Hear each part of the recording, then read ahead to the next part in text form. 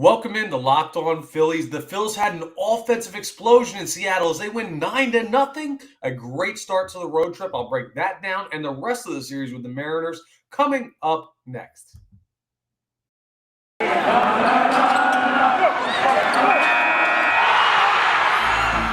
You are Locked On Phillies, your daily Philadelphia Phillies podcast. Part of the Locked On Podcast Network, your team every day.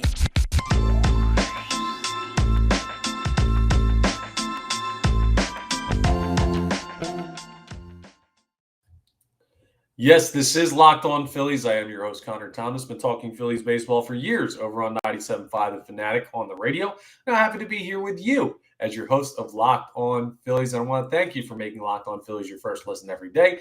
We're free and available wherever you get your podcasts. Now, I guess the next week or so is going to be Locked On Phillies late at night. It's not late at night when I'm recording this. It is the next morning after that late night West Coast game that the Philadelphia Phillies played out there in Seattle. But for the record, all of my Locked On Nows that I'm going to be recording, I'll tell you about those a little bit later in the show and do my promo for that. But those are being recorded at like 1 a.m. Eastern Standard Time as the Philadelphia Phillies wind up finishing out a 9-0 shutout against the Seattle Mariners. So you get to see what I look like as I'm basically half asleep waiting for the game to be done. But when the games go like last night's did, well, those are the ones you don't mind staying up for. A very exciting contest if you are a Philadelphia Phillies fan in the series opener against Seattle. A tough road trip for the Phillies. They're going to see the Los Angeles Dodgers after they get done with the Mariners up there in Seattle. So it's important with the struggling Mariners, who are now 13-7 after last night's loss. The Phillies take full advantage of, well, a struggling team, and they get back on track after a nightmare series with the New York Mets. So let's look at how the Phillies went about doing what they did last night. I'll take you through the game real quick. We'll talk through the box score. We'll talk about the scoring plays first, and then I'll tell you who really had the big day. So the Phillies, quiet top of the first inning against just a great name, one of the great names in baseball that started for the Seattle Mariners. Last name, Flexon. First name, Chris. Chris, well, whatever. I mean, there's a lot of guys named Chris. But the last name, Flexon, is just, I love it. That's a great name. He should be a bodybuilder and not a major league pitcher. Well, he wasn't really flexing after his performance against the Philadelphia Phillies. He shut him down in the top of the first inning. But in the top of the second, Jean Segura hit an absolute nuke, a 400-plus foot home run to left center that got the scoring going. And then Rhys Hoskins doubled that up with one that barely got out, but still counts, to left field. A back-to-back home runs in the second inning for the Phillies, and they were off and running. In the top of the third, JT Realmuto scores Nick Castellanos after Castellanos doubles.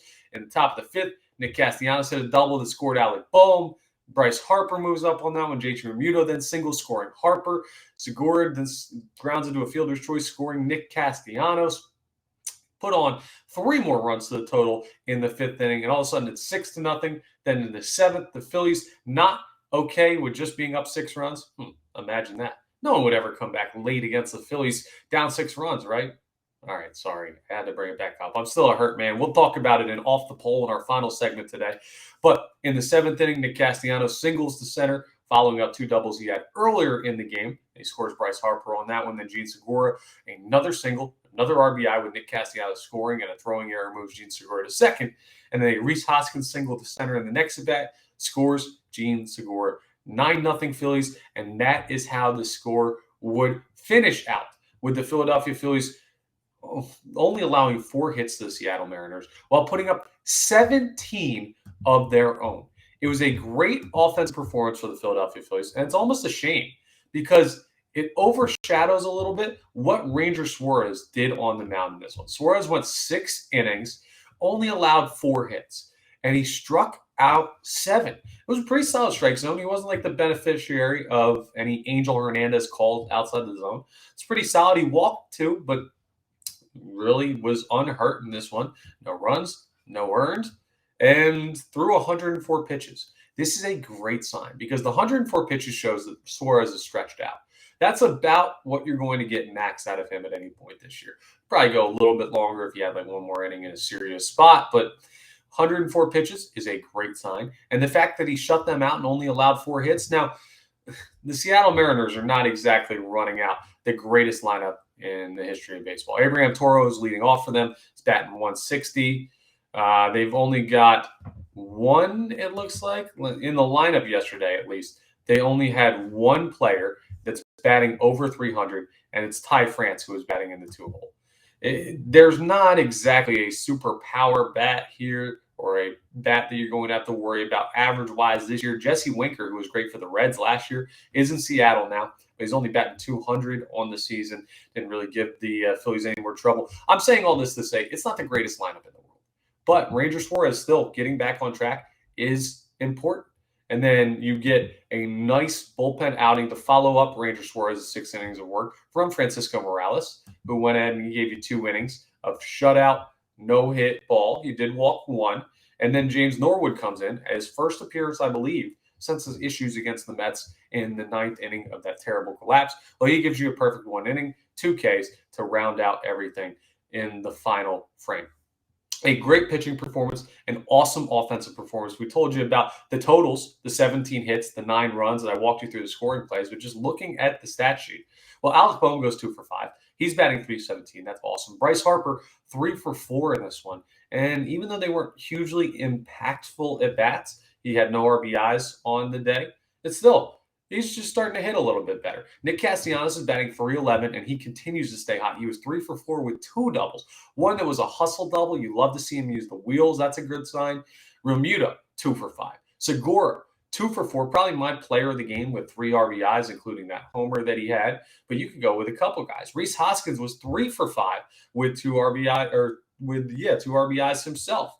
And even though the Phillies struck out 10 times in this one, well, they still just refused to stop hitting. Odubel Herrera had 2 hits, even though they weren't too impactful. The Phillies did all this with 2 of their starters going over on the night. That being Bryson Stott, who was over 4, and Kyle Schwarber over 5 in the leadoff hole. No, that's another point of just focus there that may not be the most positive. If I had to have something a little bit, because you never want to come out of a game without stuff to work on. The leadoff position still needs to get worked out, and Kyle Schwarber still needs to figure out what he's doing in that spot. He hasn't had the hottest start to the year, but he never really does. Still only batting 200, though. Need that higher. Need him better. But when the rest of the team hits like that, it's okay. You can swallow those 0 for 5 nights because in the grand scheme of things, you still absolutely smoked the Seattle Mariners. It's a great first win of this series. And with 2 more games, the Phillies now have a chance to win the series.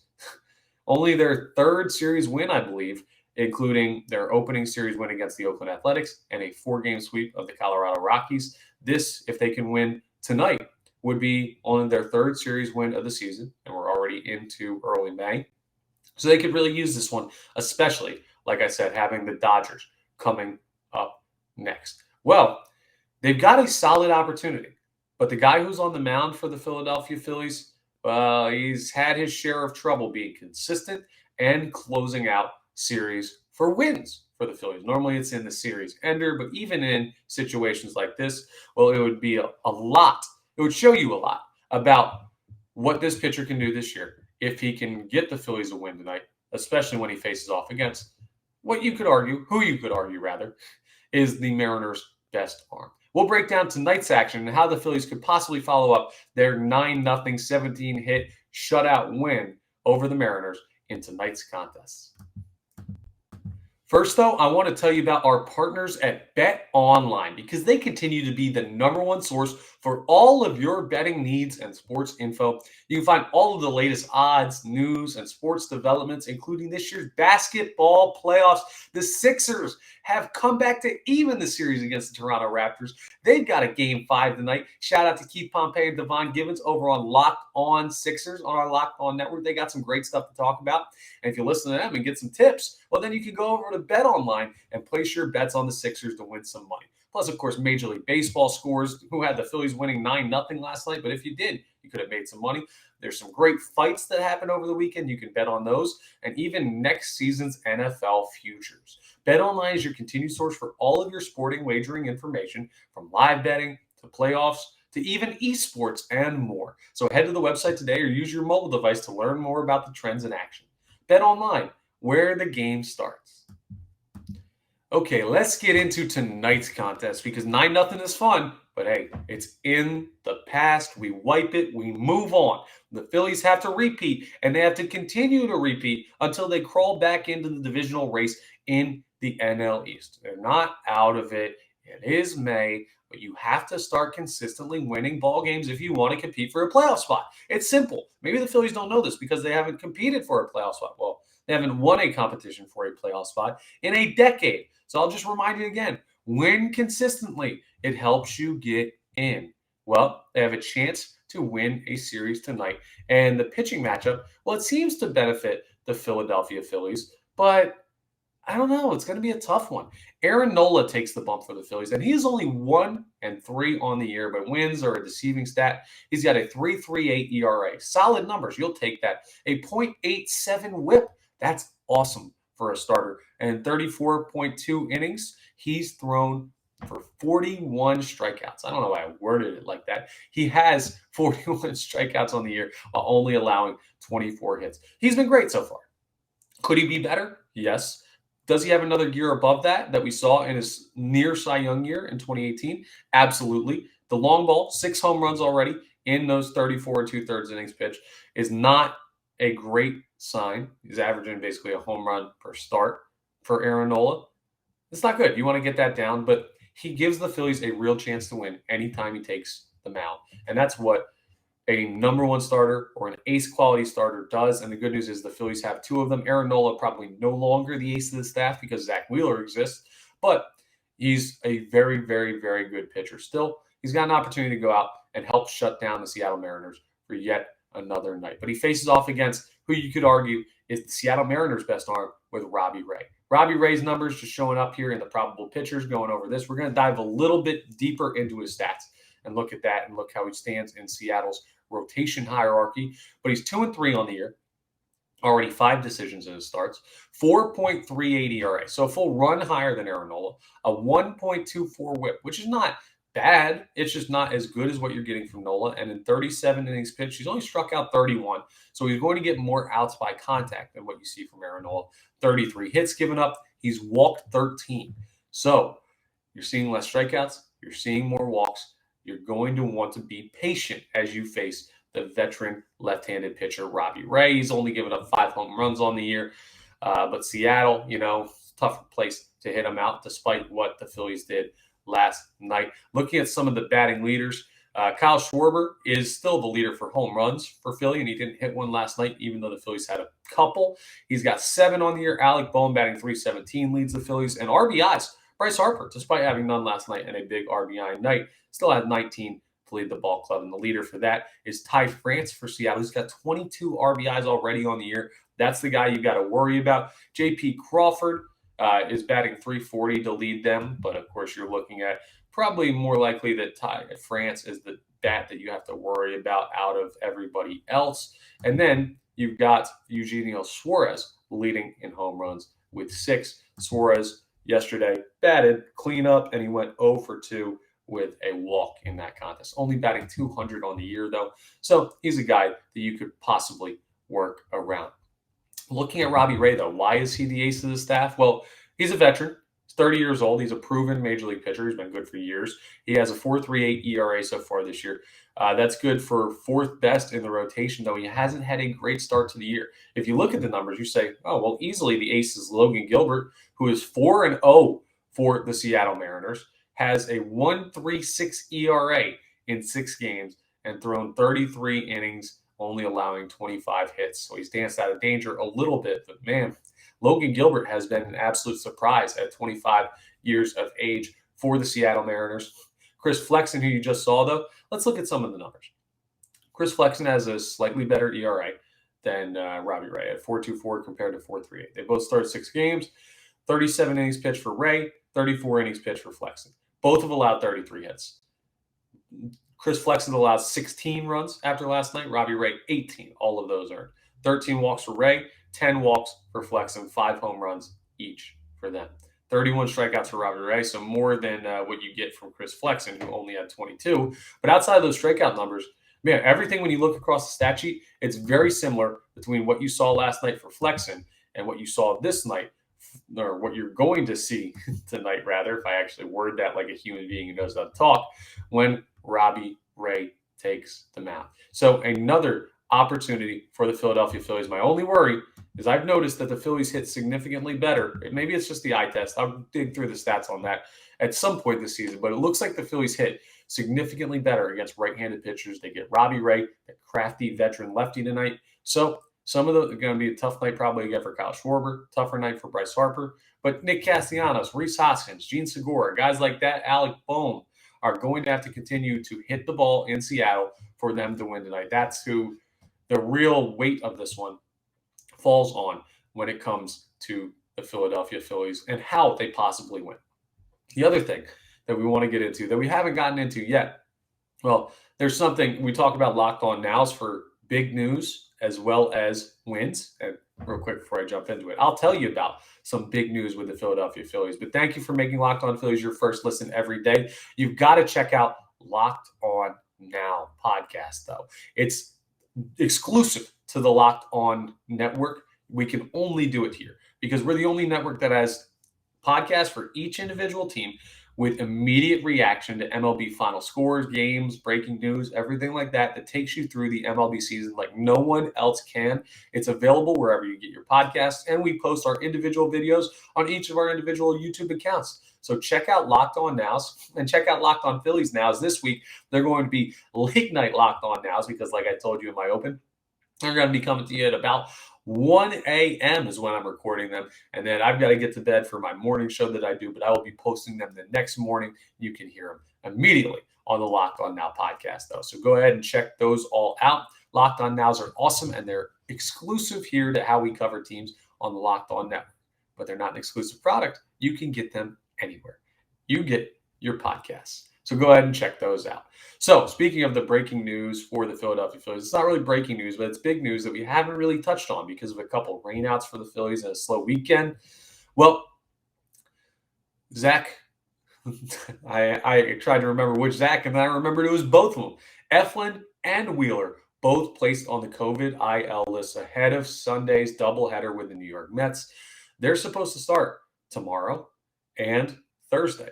So as of right now, the Phillies are going to have to throw a bullpen game either in the final game of the Seattle Mariners series, or they might go a short rotation and throw one against the Dodgers. I don't know how they're going to do it, but you can either do one bullpen game and then short staff it against the Dodgers, which means just instead of a 5-man rotation, you would go with a 4-man rotation.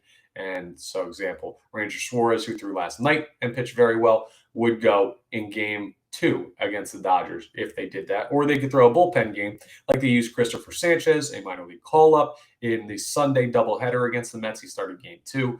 Well, you can go ahead and do something like that again. I'm not looking forward to a bullpen game against the Dodgers, but as of right now, that is the option because the Phillies don't really have any other starters to call up from the minors. They're probably just going to either staff it. What staffing means, if you're not familiar with that term, is it's either a staff game or a bullpen game. It could be called both things, where you start a player from the bullpen, he throws like an inning or two, and then another guy throws an inning or two, and you continue to go through like that. Bullpen game is the same exact thing, meaning you use your bullpen arms sparingly to get through those games. It'll be interesting to see, and I'll keep you updated on any latest news on Zach Wheeler and Zach Eflin and their status and their ability to come back, because COVID's weird at this point. It's not what it was before, where those guys are gone for 2 weeks. But, of course, cases still vary. I'm not sure about symptoms for either of them. So we'll have to keep you updated on their statuses as we get closer towards our starts and see if one of them or both of them will be able to come back, or if it will indeed be spot starts or a shorter rotation for the Philadelphia Phillies. Just another speed bump in the early roadmap of this Philadelphia Phillies season. But, hey, they got a good win last night. We go for another good one tonight. And unfortunately, because Off the Poll still needs to be completed. I want to get to your, not unfortunately for Off the Poll, because I love that segment. I love hearing from you and getting your feedback on Twitter polls that I place out on our social media on at LO_Phillies on Twitter. And I retweet it from, you can see it right there, at Connor Thomas 975 on Twitter. But this one was not a fun one, asking about that game Thursday night against the New York Mets. We still got to review it. I'll get into that next as we wrap up this episode of Locked On Phillies. This episode is also brought to you by Rock Auto.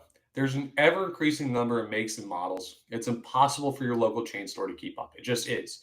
I drive a 2012 Ford Mustang convertible. It's a great car. I love it. The weather's beautiful, but I just got a notification on the dashboard that I'm having trouble with my coolant. I got to go get that checked out.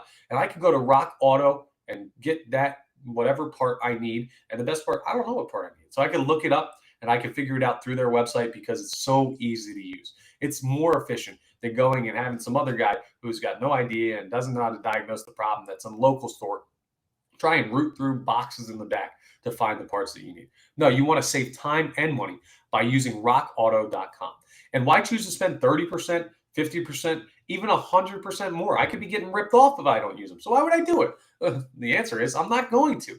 And plus, Rock Auto is a family business and serving do-it-yourselfers like you and me for over 20 years with reliably low prices the whole time. They've got everything you can need to repair your car, upgrade your car, take care of the minor upkeep issues. Anything you need to do, you can get done at rockauto.com. So go to rockauto.com right now and see all the parts available for your car or truck, and make sure you write Locked On in there. How did you hear about us box? So they know that we sent you in.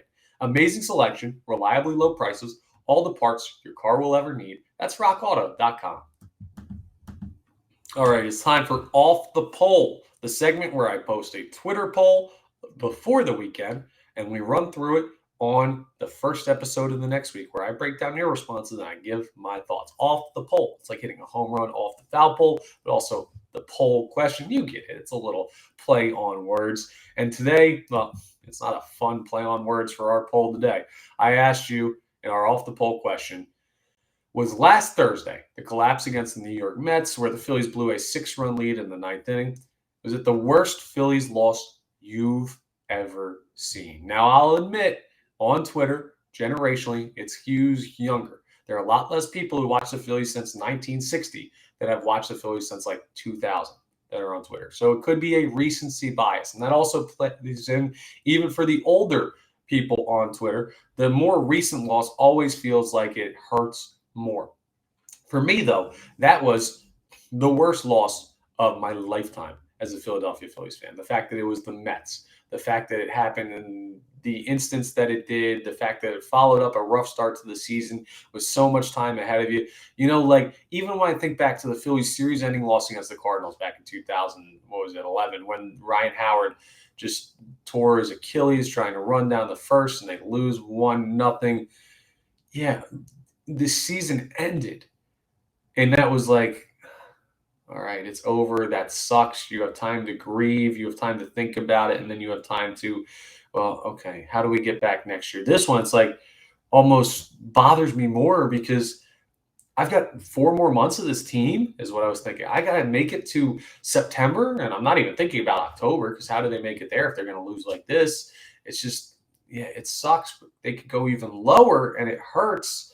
Well, can they really go even lower? Your response to the poll, 80.8% of you said yes, that was the worst loss you've ever seen in a Philadelphia Phillies game. 19.2% of you said no. So almost 20% of responders felt that there's a worse loss out there. But I'm in the camp with the 80.8%. You can already hear that loss broke me. That loss hurt. And frankly, I'm glad that we've finished that poll and I don't ever have to talk about it again, because shout out to all of the Mets trolls and fans. And I mean, if you just, it's good natured stuff. I would be doing the same thing as a Philadelphia Phillies fan. So I can't blame them. I blame the Phillies. I don't blame the Mets fans for making fun of me. I probably shouldn't have tweeted that they never lose in the Powder Blues ahead of that game falling apart. I deserve being made fun of for that. But like some of the videos that I posted following that got the most views of anything I've ever posted on this channel. I appreciate the interaction and responses. And At the end of the day, I know it's all in good fun because you're making fun of a team that utterly collapsed and deserves to be made fun of, and I get that. But I'd like to put this whole blowing that big lead behind us. And with the conclusion of today's Off the Poll, and understanding that you guys also agree that 80% of you say it's the biggest loss or the worst loss you've ever seen the Phillies have. Well, with that, let's wipe it, let's move on, and let's focus on the next game, which is Seattle Mariners, Philadelphia Phillies, 9:30 p.m. Eastern Time, first pitch tonight, out there in the rainy city. Do they call it the rainy city? I know the windy city is Chicago, out in Seattle.